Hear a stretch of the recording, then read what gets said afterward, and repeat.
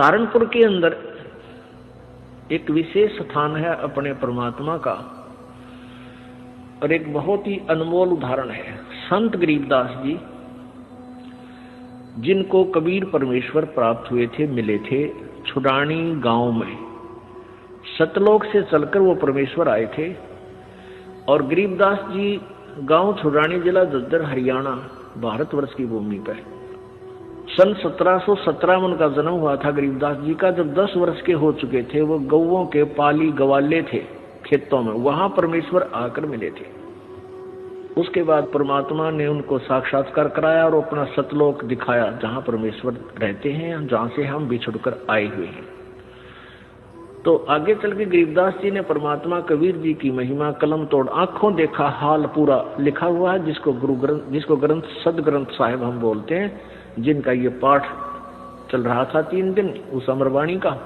तो गरीबदास जी द्वारा लिखवाई गई वो वाणी है। तो गरीबदास जी का एक शिष्य था।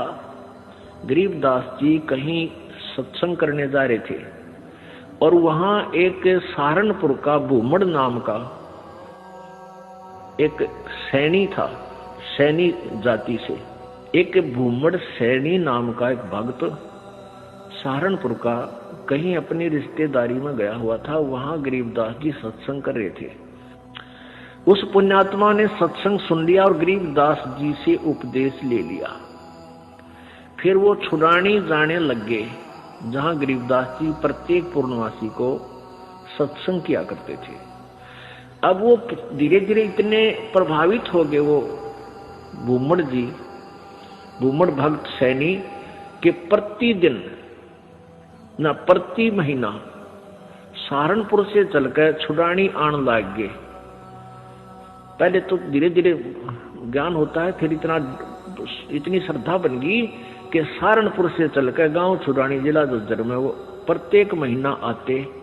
पहले ना तो कोई कन्वेंस थी, ना कोई रास्ते थे, पैदल आना सहारनपुर से चलकर। सहारनपुर से मेरे ख्याल में झज्जर छुडानी गांव 100 किलोमीटर से 150 से 200 किलोमीटर के आसपास है। अब वहां से पैदल चलना, और पहले वर्षा के दिनों में ये जैसे बीच में दरियाएं बहा करती थी, उन पर कोई पुल भी नहीं था, वो आते थे। वो ऐसे पिछले 1 वर्ष से ऐसा उसने प्रक्रिया कर ली। अब गरीबदास जी ने कहा, बेटा ऐसे दुख ना पाया कर, तो 1 आधा महीना छोड़ कर आ जाएगा। ने बोला, गुरुजी मेरे को डटया नहीं जाता, मुझसे रुका नहीं जाता। तो गरीबदास जी बोले, कोई बात नहीं बेटा, तेरी मौज है। अब क्या हुआ कि गरीबदास जी ने भादुआ सुदी दूज को शरीर छोड़ना था। उससे पहले उस भगत से कह दिया, बेटा अब तू यहां मत आना, ये मेरा ऑर्डर है, आज के बाद यहां नहीं आएगा। अब भूमड़ रोने लग गया, भूमड़ भगत रोने लग गया।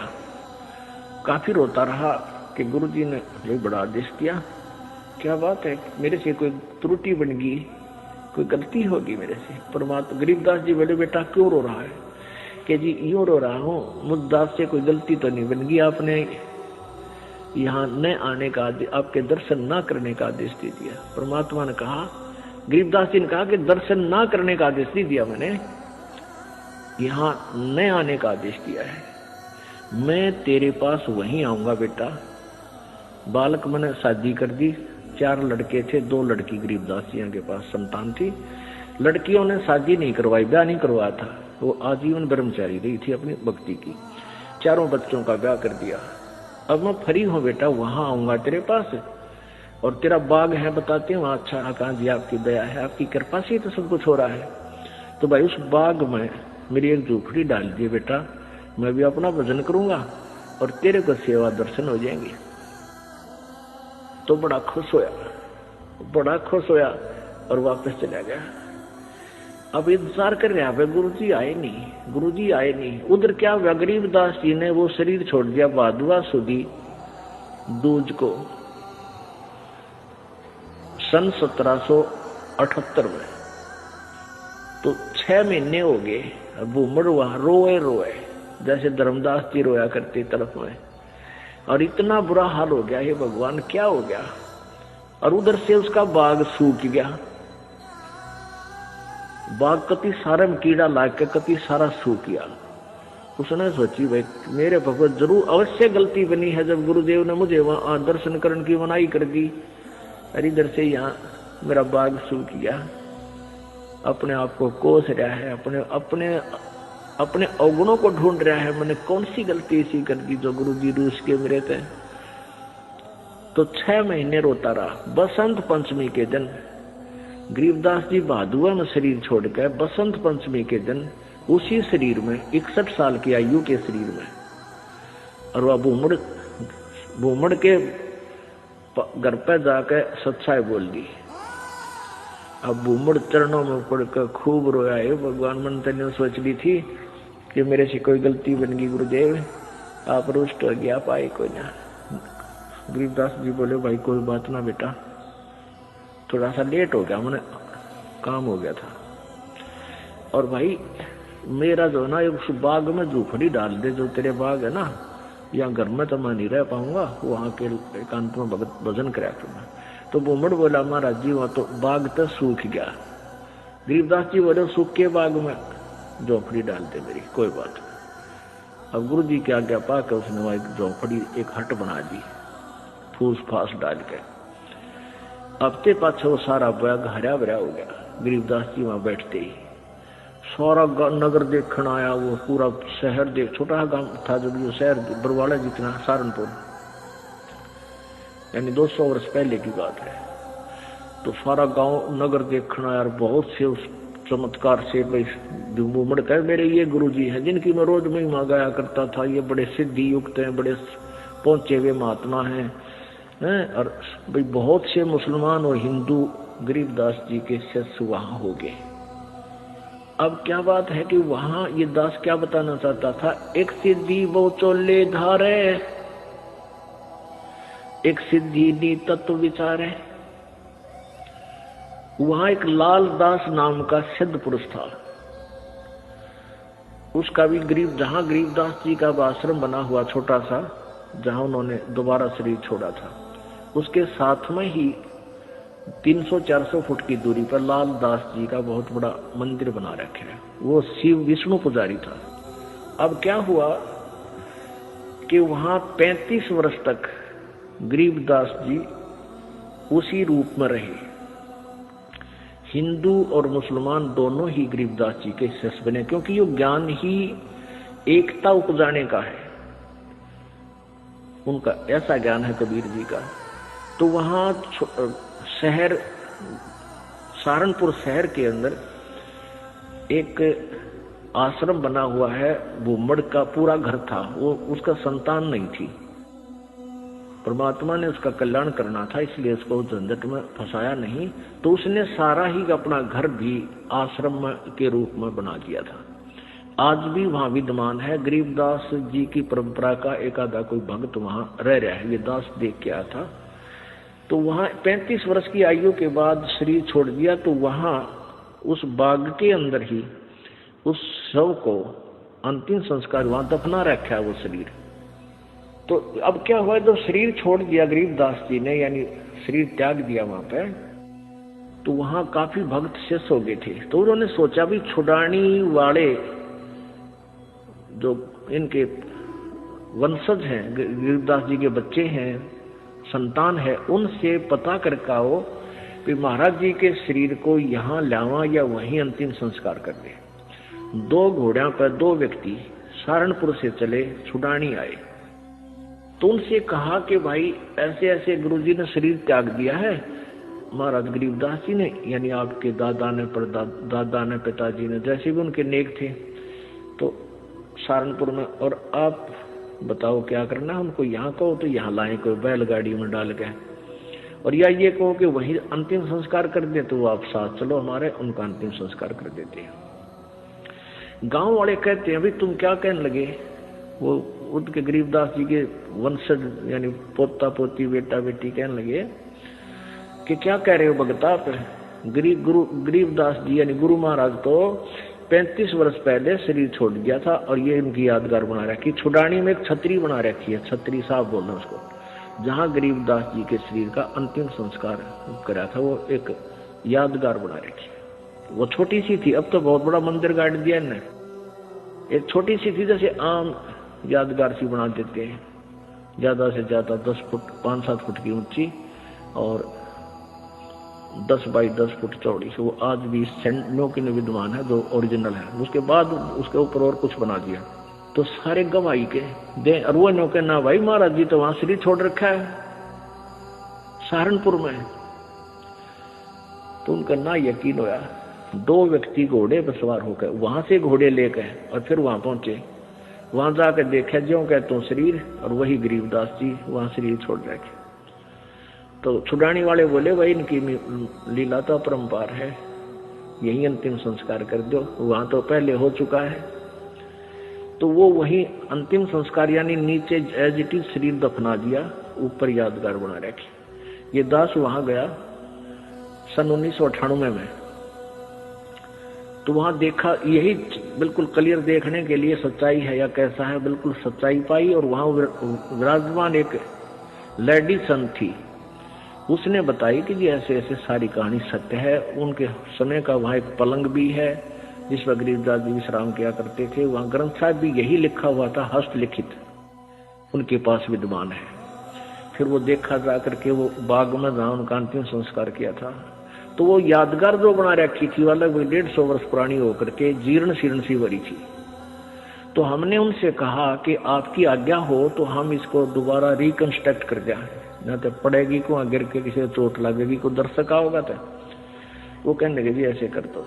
फिर हमने क्या किया कि नीचे का पोर्शन नहीं छेड़ा, वो पुरानी छोटी छोटी ईंटों से बना हुआ था, उसके ऊपर की दोबारा से बढ़िया ईंटों से और एक अच्छा गुम्बद सा बनाकर वो तैयार किया। और उसके ऊपर पूरा एक बोर्ड लगा रखा है, पूरी कहानी लिखी हुई है हमने कि ऐसे ऐसे ये हुआ था।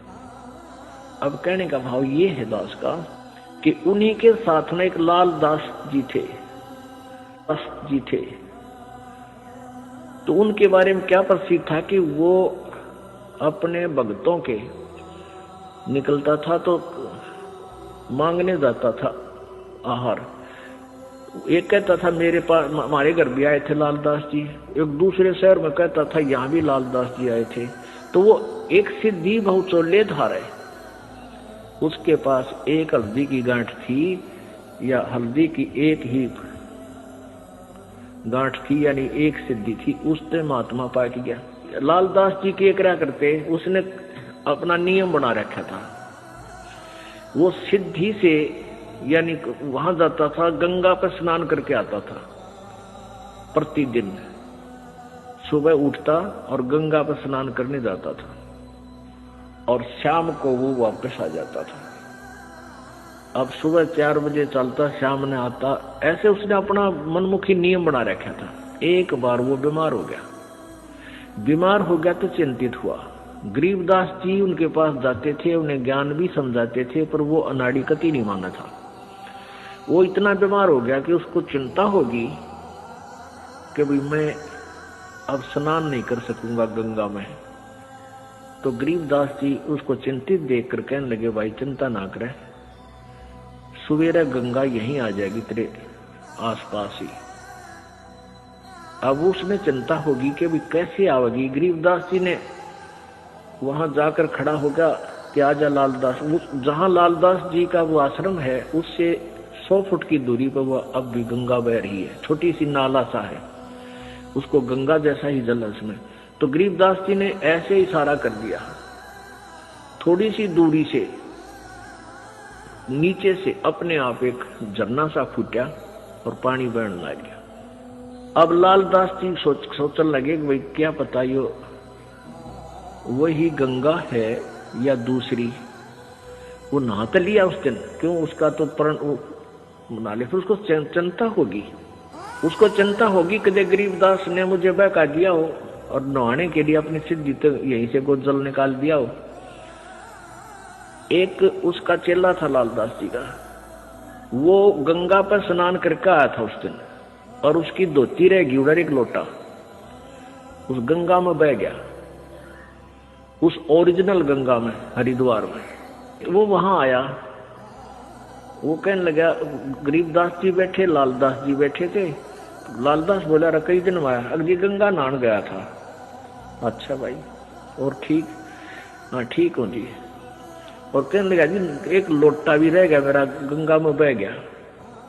अरे एक धोती बह गई वहीं पर, तेज धारा थी। गरीबदास जी बोले, भाई यहाँ तेरी को धोती और लोटा इस गंगा में पड़े हैं, यहाँ ये वही गंगा है जो वहां तू नहा का है। अब लालदास जी ने सोचा, भाई जय इसके धोती लोटा यहाँ पा गए तो सचमुच यह वाह गंगा है। दोनों तीनों उठ कर गए, वो धोती लोटा वही, लोटा धोती और थोड़ा धोकर वहीं पड़े, उन साथ में गांठ कर, वैसे कच्चा ही गांठ था। वो लोटा उठाया, उस पर नाम था उस भगत का, नाम खुदवा रखा था उसने। ने बोला, महाराज जी तो सचमुच वाह गंगा में, तो वहां हरिद्वार नहा था, वहां खूब गुम हुए थे, ये पाए यहाँ पर। तब उस लालदास का पेटा भरा, इतना उसकी मृत्यु का निकट आ गया। मालिक की वाणी उसने संभाली कोई ना। तो पुण्यात्माओं, इस तरह हम कहाँ विचलित थे। और संत सब कूप है, केते सरिता नीरी, दादू अगम अपारे है, ये दरिया सत्य कबीरी। ईश्वरीय शक्ति से युक्त बहुत से संत आपको मिलेंगे। अब जैसे कुछ तो कुआ टाइप समझ लो, कुआ कितना इतना ही काम कर सके, आपके पीने का काम चला दे, पानी का, पीने का नथिंग, और फिर इसके उससे ज्यादा नहीं। और एक जरीता नीर, और संत सब कूप हैं, केते जरीता नीर, दादू अगम अपार है, ये दरिया सत्य कबीर। और दूसरे जरीता नीर, जरीता माने झरने से निकला हुआ छोटा मोटा नाला।